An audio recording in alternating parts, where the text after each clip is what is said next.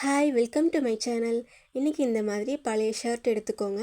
இந்த ஷர்ட்டில் வந்து கீழே பார்த்தீங்கன்னா கிராஸாக இருக்கும் பார்த்தீங்களா, இதை வந்து கட் பண்ணி ரிமூவ் பண்ணிக்கலாங்க. அதே மாதிரி இந்த சட்டையோட 2 கைப்பகுதியும் கட் பண்ணிக்கலாங்க. ஸ்லீவ் ரெண்டையுமே கட் பண்ணிக்கலாம். அப்புறம் கட் பண்ணதுக்கப்புறம் இந்த சைடில் இருக்கும் பார்த்தீங்களா, அதை வந்து நம்ம இந்த ஸ்லீவ் கட் பண்ணதுலேருந்து அதுக்கு தகுந்த மாதிரி ஸ்ட்ரெயிட்டாக அப்படியே 2 பக்கமும் கட் பண்ணி எடுத்துக்கோங்க. ஈவனாக ஒரே மாதிரி நீங்கள் ஸ்கேல் வச்சு கூட லைன் பண்ணி ஈஸியாக கட் பண்ணிக்கலாங்க. 2 சைட்லேயும் ஒரே மாதிரி கட் பண்ணி எடுத்துக்கோங்க. அதுக்கப்புறம் பார்த்தீங்கன்னா மேலே இருக்குது பார்த்தீங்களா, அந்த கழுத்து போர்ஷன், அந்த ஷோல்டர் போர்ஷன் அதையும் கட் பண்ணிக்கலாங்க. இப்போ வந்து அதையும் கட் பண்ணி எடுத்தாச்சு. இப்போ இந்த பேக்கெட் வந்து ரிமூவ் பண்ணிக்கலாம். அப்படியே எடுத்து பிரிச்சிங்கன்னா அப்போ ஷர்ட் போர்ஷனும் அப்படியே கிழிஞ்சு வந்துடுங்க. ஒரு பின்னோக்கு எடுத்து அதை ஈஸியாக பிரிச்சிடலாம். அது ஃபுல்லாக அப்படியே பிரித்து எடுத்துக்கோங்க, பேக்கெட் வேண்டாம். இப்போ வந்து நம்ம அந்த ஷர்ட் வந்து கட் பண்ணோம் இல்லைங்களா, அதுக்கு தகுந்த மாதிரி ஒரு அரிசி பை ஒன்று எடுத்துருக்கேங்க. அந்த 2 பீஸையும் வச்சுட்டு அதுக்கு தகுந்த மாதிரி இதை வந்து கட் பண்ணி எடுத்துக்கலாம். அரிசி பையை 4 ஓரத்துலேயும் இப்படி கட் பண்ணிக்கலாங்க. 2 பீஸ் இருக்கும், அரிசி பையும் 2 பீஸ், அந்த ஷர்ட் பீஸும் நமக்கு 2 பீஸ் கிடைக்கும். அந்த எக்ஸ்ட்ராவாக இருக்கிறதெல்லாம் கட் பண்ணி ரிமூவ் பண்ணிக்கோங்க. அரிசி பையோட எக்ஸ்ட்ரா பீசஸ் எல்லாம் கட் பண்ணி ரிமூவ் பண்ணிக்கலாம். இப்போ மேலே வந்து அந்த ஷர்ட்டில் பட்டன் பீஸ் இருக்கும் பார்த்தீங்களா, அதை தனியாக எடுத்து வச்சுருங்க. இப்போ அந்த சட்டையோட இன்னொரு பீஸ் இருக்கும் பார்த்தீங்களா, அதுக்கு தகுந்த மாதிரி அரிசி பை கட் பண்ணியிருப்போம்ல, அதை வந்து ஒரு பீஸ் எடுத்துக்கோங்க. 4 ஓரமும் இப்படி தச்சு எடுத்துக்கலாம். அந்த அரிசி பையில் இன்னொரு பீஸ் இருக்கும் பார்த்தீங்களா, அதை வந்து இப்படி ஃபோல்டு பண்ணிக்கோங்க. ஈவனாக ஃபோல்டு பண்ணி சென்டரில் வந்து கட் பண்ணி எடுத்தால் நமக்கு 2 பீஸ் கிடைக்குங்க. இது வந்து பார்த்திங்கன்னா நம்ம அந்த ஷர்ட்டோட பீஸ் ஃபஸ்ட்டு ஒரு பீஸ் சொன்னோம் இல்லைங்களா, பட்டன் பீஸ் இருக்குது பார்த்தீங்களா, அதுக்கு தான் இதை வந்து நம்ம வந்து ஸ்டிச் பண்ணி எடுத்துக்க போகிறோம். அந்த ஷர்ட் பீஸ் வந்து பட்டன்லாம் ஓப்பன் பண்ணி விட்டுருங்க. அதில் வந்து பட்டன் பீஸ் ஒரு சைட்லேயும் இன்னொன்று மாட்டுற பீஸ் இன்னொரு சைட்லேயும் வச்சு 4 ஓரமும் தச்சு எடுக்கணுங்க. தைக்கும் போது அந்த மாட்டுற பீஸில் வந்து தையல் விழக்கூடாது, அதை தாண்டி தான் நீங்கள் தச்சு எடுக்கணும். 4 ஓரமும் தைக்கணும்.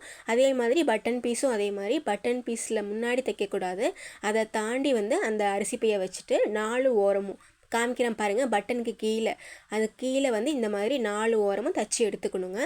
இதே மாதிரி தான் ஃபுல்லாக ஸ்டிச் பண்ணி எடுத்துக்கணும். இப்போ ஸ்லீவ் எடுத்துக்கலாங்க. அதில் அந்த பட்டன் பீஸ் இருக்கும் பார்த்தீங்களா, அதை வந்து கட் பண்ணி ரிமூவ் பண்ணிக்கோங்க. இப்போ இந்த ஸ்டிச் பண்ண இடத்துல ஸ்ட்ரெயிட்டாக ஒரு கட் கொடுத்துக்கோங்க.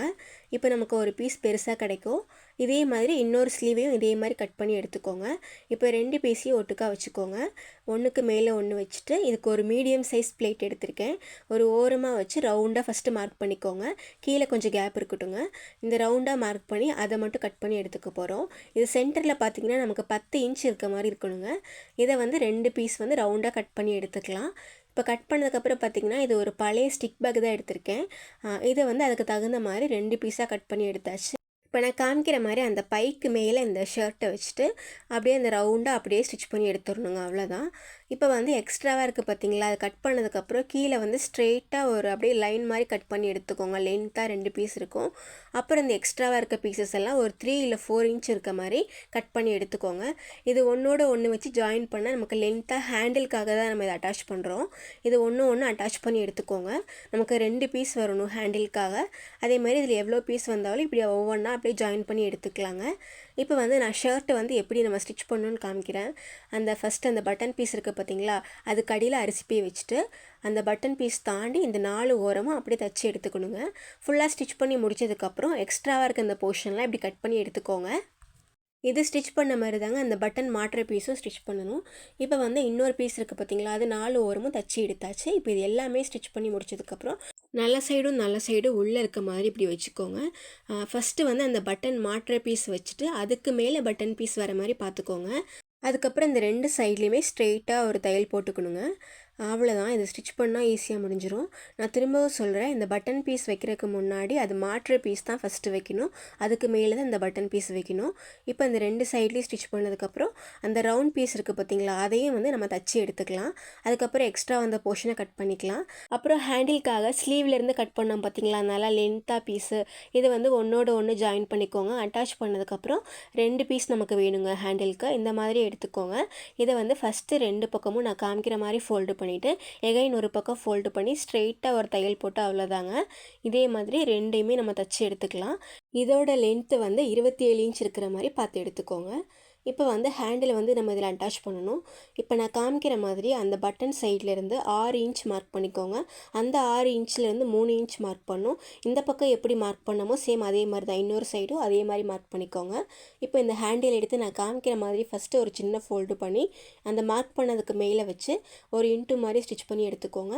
அதே மாதிரி இன்னொரு சைடு மார்க் பண்ணோம்ல, அது இன்னொரு பீஸை வந்து நான் காமிக்கிற மாதிரியே ஃபோல்டு பண்ணி அதே மாதிரி தைச்சி எடுத்துக்கலாங்க. ஹேண்டில் வந்து ஈஸியாக அட்டாச் பண்ணிடலாம். இப்போ ஒரு சைடு நம்ம எப்படி அட்டாச் பண்ணோமோ இன்னொரு சைடும் சேம் அதே மாதிரி 6 இன்ச்சில் மார்க் பண்ணி திரும்ப 3 இன்ச்சில் மார்க் பண்ணி இன்னொரு ஹேண்டிலே அட்டாச் பண்ணிக்கலாம். இப்போ 2 ஹேண்டிலே அட்டாச் பண்ணதுக்கப்புறம் அந்த ரவுண்ட் போர்ஷன் இருக்குது பார்த்தீங்களா, அதை வந்து இப்போ நான் காமிக்கிற மாதிரி வச்சு அப்படியே தைக்கணுங்க. நல்ல சைடு உள்ளே இருக்க மாதிரி பார்த்து வச்சுட்டு ஜஸ்ட் அந்த ரவுண்ட் பீஸை மட்டும் இப்போ நான் காமிக்கிற மாதிரி அப்படியே மூவ் பண்ணிகிட்டே இழுத்து அப்படியே ஸ்டிச் பண்ணிகிட்டே வரணுங்க. ரொம்ப சிம்பிள். அப்படியே துணி பார்த்திங்கன்னா அப்படியே மூவ் ஆகிட்டே வரும். அது எண்டு வரைக்குமே கரெக்டாக அப்படியே ஸ்டிச் பண்ணி முடிச்சிடலாங்க. ஒரு சைடு இப்போ ஃபுல்லாக நம்ம ஸ்டிச் பண்ணி முடிச்சாச்சு. இப்போ பாருங்கள், ஒரு சைடு ஃபுல்லாக நமக்கு இப்படி தான் இருக்கும். அழகாக அந்த சர்க்கிள் ஷேப் தெரியும் பாருங்கள். இதே மாதிரி இன்னொரு சைடும் அட்டாச் பண்ணி எடுத்துக்கோங்க.